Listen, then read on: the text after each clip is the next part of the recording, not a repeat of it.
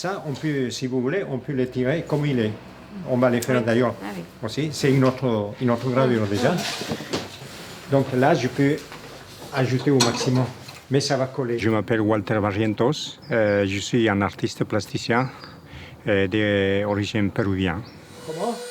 Je ne sais pas, j'ai pris là-bas un papier qui... Mon travail, c'est assez divers. Il voyage à travers le temps aussi, à travers mon voyage aussi.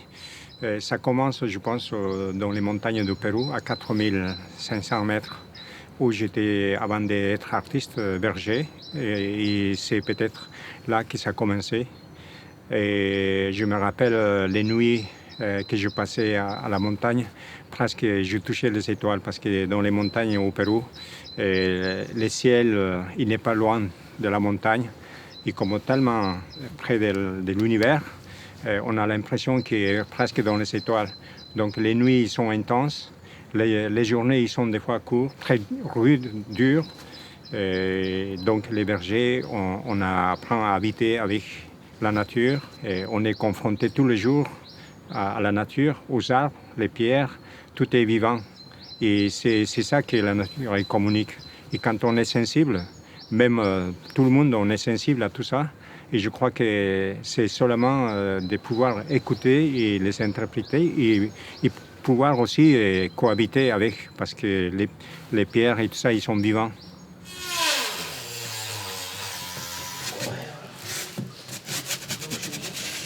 Mon objectif, c'est toujours pousser la gravure vers des autres horizons, vers des autres rives. C'est lié à mes origines, donc Hanarpacha, Kaipacha ou Kupacha. Ça veut dire l'univers, la terre et les sous-sols. Donc dans toutes ces trois dimensions, ça circule la pensée indigène de l'Amérique. Donc c'est juste un hommage à tout ce qui nous entoure. Quand je travaille des fois, j'essaye de récupérer des choses. Et donc ça, c'est une mémoire du quotidien. Et alors je me suis dit, qu'est-ce qu'on peut faire avec ça?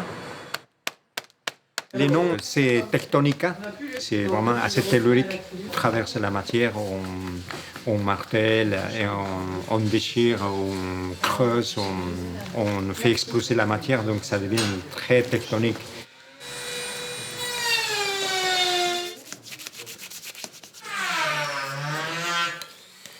Voilà.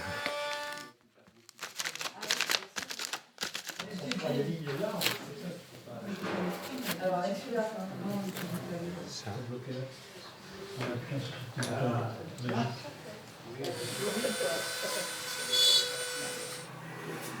Silence.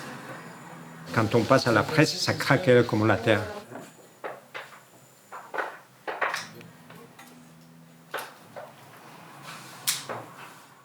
Là, quand on dévale, on découvre tout ce qu'on a pu mettre là-dessus.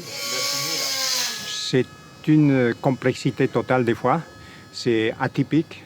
Les techniques, ils sont d'abord au service de mon sujet, de mon imaginaire, de ma créativité. Je m'en sers juste pour un passage d'un monde à un autre monde. Donc il ne faut pas non plus que ce soit très attaché à la technique, il faut que ce soit quelque chose qui dépasse la technique, parce que simplement la technique, c'est un moyen de trouver une solution à des problèmes qu'on se pose sur la vie, sur la société, sur la vie quotidienne. C'est une espèce de lutte perpétuelle, confrontée à la matière, l'élaborer et de me dépasser en fait. Toutes ces techniques, ces choses-là qui ont servi à faire la gravure.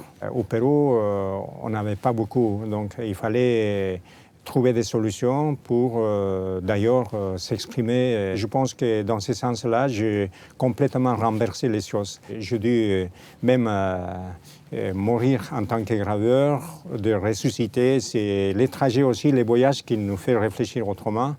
Eh bien, toutes ces choses-là que je fais en ce moment, je les faisais les années 80 au Pérou.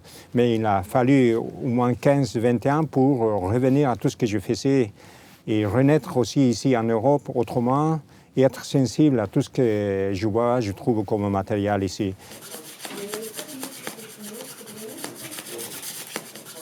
Je travaille beaucoup sur l'écologie, énormément en ce moment. Donc, tu sais, cette série des lézards, ils sont juste pour questionner aussi l'exubérance de la nature qui peuvent terminer comme une proie, comme une pièce des reliques. La nature est défigurée et martelée. Donc, quand je fais une gravure, c'est ça que je fais. Je cherche des structures, je massacre tout, donc c'est une révolte aussi que je me fais contre une matrice pour exprimer quelque chose. La nature qui est aménacée pour nous-mêmes, on est en train de creuser notre disparition ou quelque chose comme ça, je le vois ça, voilà. Donc ça me fait beaucoup réfléchir. Et je crois que si je peux apporter une petite réflexion n'importe où je vais, peut-être on essaye de sauver quelque chose. Moi, je pense surtout, je vois comme ça, l'art, il faut qu'il soit pour questionner, même si c'est pour déranger, c'est encore mieux. Et peut-être comme ça, on peut apporter quelque chose à la société.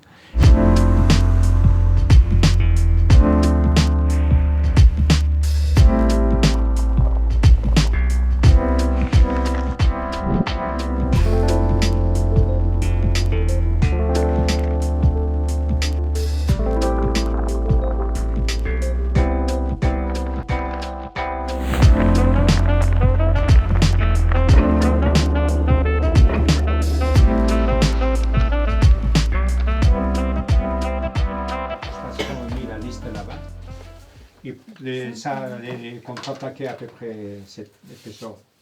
Voilà. J'enseigne aux adultes, aux enfants, dans l'école des beaux-arts, peu importe. Et surtout, l'enseignement de l'art dans l'éducation, c'est très important parce que quand on commence à être dans l'école des beaux-arts et on commence à travailler la peinture, la gravure, tout ça, petit à petit, on est forgé et on trouve une passion. Et cette passion, il ne vous abandonne plus jamais parce que chaque fois, on les nourrit. Et cette nourriture qu'on les donne à l'art, il vous nourrit aussi à son retour. Donc c'est un chemin perpétuel qui est rempli de passion. C'est bon, c'est bon. Et voilà. Ah oui, d'accord, ça fait comme ça. Ouais, ouais. Donc, ces papiers, il est un peu arrondi parce que les incisions, les reliefs, ils ne sont pas tout à fait tranchants. Mais on peut les voir quand même. Voilà, C'est normalement, un papier qui est pas assez épais. Normalement, tout ça, il faut que ce soit bien plus profond et plus fort. Donc, c'est les papiers aussi. Peut-être, je vais trouver un autre papier. Je vais aller tout à l'heure, peut-être, chez Jean Bossard. Je vais amener les papiers qu'il faut. Je pense que c'est très important de faire 2 ou 3 matrices pour juste avoir une expérience. Parce que c'est pas compliqué. Si, par exemple, je sais pas, voilà, c'est déjà un peu plus expérimental si tu veux, mais avec une liberté. Il faut qu'il y ait une liberté. Toutes ces expériences, on peut les partager quand il y a des expos, quand je rencontre des personnes, dans l'atelier, quand je vais donner des cours, je partage ça, donc ça ne reste pas que pour moi, c'est aussi pour les autres. Et il manque des choses un peu plus foncées. Après, je pense que la presse, là, il faudrait que je la resserre. De ces côtés-là, oui. Oui. Et aussi, de ces côtés, la presse, ces côtés-là, il faut serrer un peu plus. Ouais. Voilà. Ouais. Avec même, tu peux le rendre plus brillant même. Et je me demandais si je pouvais pas repasser du gris là. Oui, tu peux. Et qu'il soit. Comme tu l'as fait ici. J'ai le droit à 3 erreurs. Déjà, il y a trop de pression de ce côté-là. Déjà, ça. C'est toujours celui-là qui sert plus. Ouais. Ah ouais, ça a mangé. Tu vois? Ouais. Et ça, c'est pas bon. Vous voyez, là, les chiffres, ils sont bien coupés. Et, ça marche comme ça. Voilà. On peut encore prononcer plus. Donc, il faut ajouter un autre élément, un autre caoutchouc, juste par là. Pour moi, la gravure, c'est l'acte de laisser une trace. Et je crois qu'aujourd'hui, on continue à faire les traces qui nous ont laissées nos ancêtres dans les grottes et tout, il y a des milliers d'années. Donc, les graver et laisser une trace, c'est aussi participer à ça, continuer à représenter ses rêves, ses fantasmes, ses peurs et tout de la vie. Ah mais ça a explosé. C'est bien, on va voir. C'est toi qui explose.